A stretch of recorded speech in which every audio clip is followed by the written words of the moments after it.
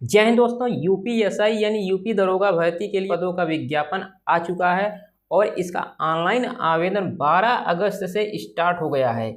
इस वीडियो में आप लोगों को हम समझाएंगे और बताएंगे कि वो कौन कौन सी गलती है जिसको आवेदन करते समय नहीं करना है और आगे का प्रोसेस क्या होने वाला है। पूरी विज्ञापन की जो लिस्ट है, जो पीडीएफ है, इसको लगा दिए हैं। एक एक करके हम लोग इसको समझते हैं और आगे आगे इसको देखते हैं इसमें क्या क्या नोटिस में आया है।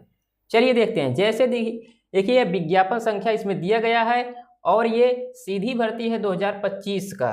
और इसमें आगे देखिए ये पद के बारे में कहा गया है।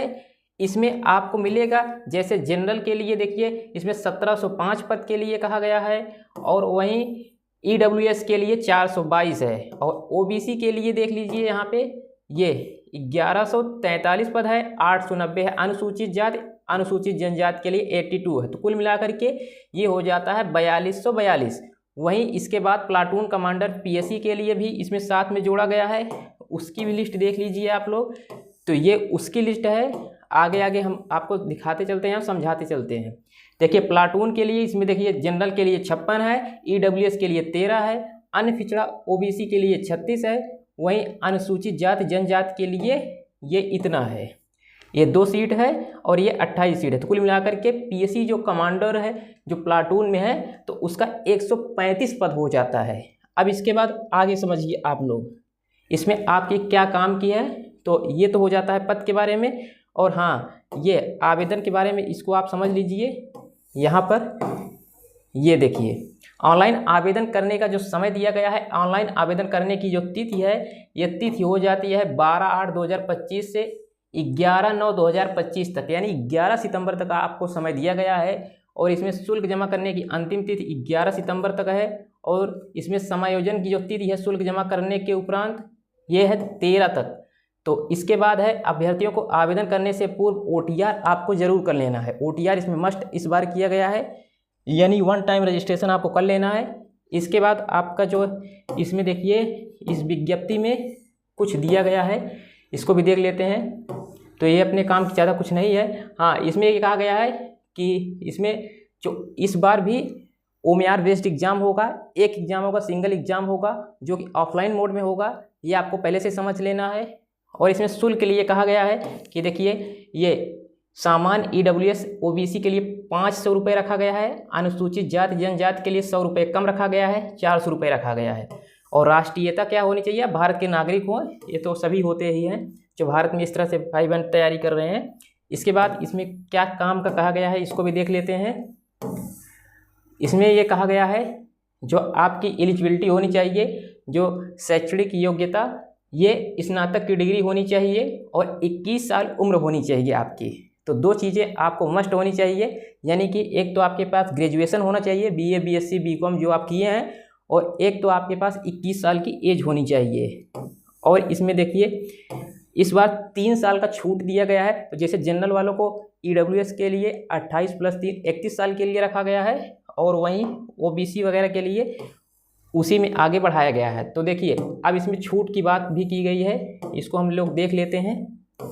जैसे देखिए ये 5 + 3 वर्ष यानी 8 वर्ष इनका, 5 + 3 वर्ष 8 वर्ष इनका, 3 वर्ष, यानी कि आप जो लास्ट पहले देखते थे उसमें 3 वर्ष आप प्लस कर लेंगे। तो इस तरह से 3 वर्ष की छूट दी गई है। जैसे 22 के जो बच्चे हैं वो 22, 23, 24 3 साल इसमें आ जाता है, 21 के बच्चे छूट जाते हैं। 21 में भर्ती आई थी।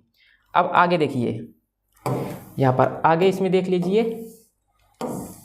आगे इसमें ये एज के बारे में है और इसमें चरित्र के बारे में है कि आपका चरित्र अच्छा होना चाहिए।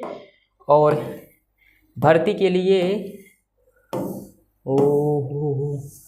इसमें आपका जो देख लेते हैं आगे क्या, इसमें लिखित परीक्षा देख लीजिए। लिखित परीक्षा में एक सेक्शनल होगा। पहले सेक्शन में क्या आएगा, लिखित परीक्षा भी देख लीजिए आप लोग। यहाँ पर पहले सेक्शन में देख लीजिए सामान्य हिंदी के 40 प्रश्न रहेंगे, अधिकतम 100 अंक रहेगा। 40 प्रश्न, अधिकतम 100 अंक, एक प्रश्न 2.5 नंबर का। उसके बाद सेक्शन 2 में मूल विधि संविधान सामान्य ज्ञान 40 प्रश्न इसका रहेगा और ये भी 100 नंबर का।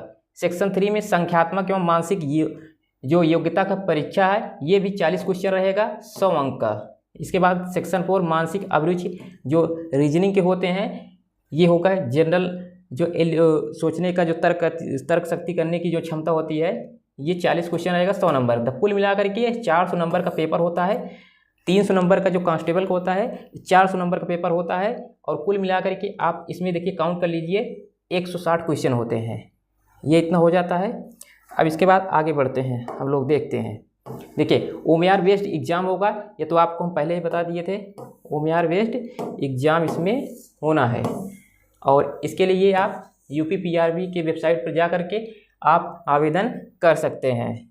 आगे हम लोग आपको फॉर्मेट बता देते हैं कि EWS के लिए जो इसमें डाउट होता है कि EWS के लिए क्या कैसे बनवाया जाए, तो आपको 1 अप्रैल 2025 से EWS जहाँ तक लास्ट डेट है सितंबर तक, 11 सितंबर तक, उसके बीच का होना चाहिए। यानी ना तो पुराना और ना तो इसके बाद का, तो बीच का होना चाहिए। जो समय दिया गया है 1 अप्रैल 2025 से 11 सितंबर 2025 के बीच का EWS होना चाहिए। आगे आपको फॉर्मेट दिखाई देगा।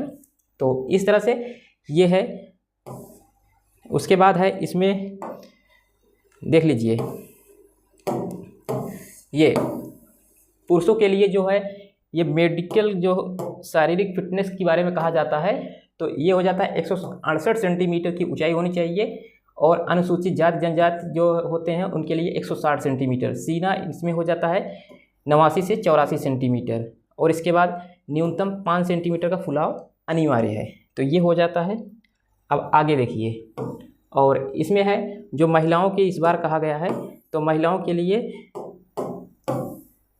लिए 152 सेंटीमीटर रखा गया है।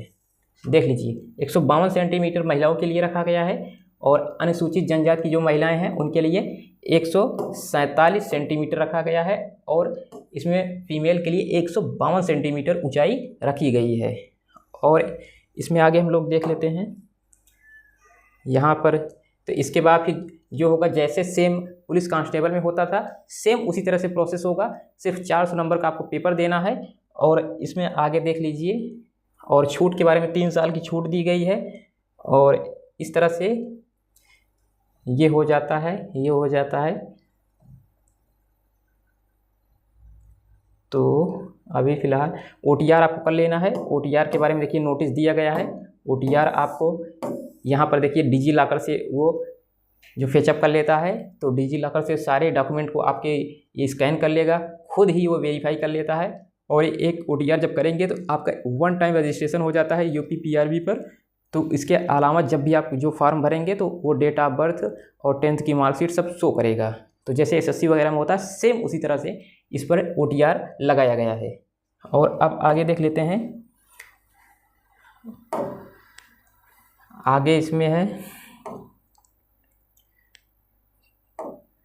तो इस तरह से ये इतना है लगभग। तो आगे आपको सिलेबस के बारे में डिस्कशन एक अलग वीडियो में करके बताएंगे कि सिलेबस के बारे में क्या कैसे होता है। तो ये जानकारी आपको समझ में आई होगी। जो भी डाउट होगा आपको कमेंट सेक्शन में आप ज़रूर बताइएगा, तो उसको नेक्स्ट वीडियो में हम उसको कवर करेंगे। तो नेक्स्ट वीडियो में हम लोग आपके सिलेबस के बारे में बताएंगे और एक एक पार्ट के बारे में 160 क्वेश्चन के बारे में हम लोग डिस्कशन करेंगे कैसे क्या आता है। तो आई होप ये वीडियो आपको समझ में आया होगा। ये अपडेट सभी के पास आप ज़रूर शेयर कीजिएगा। मिलते हैं नेक्स्ट वीडियो के साथ, तब तक के लिए नमस्ते, जय हिंद।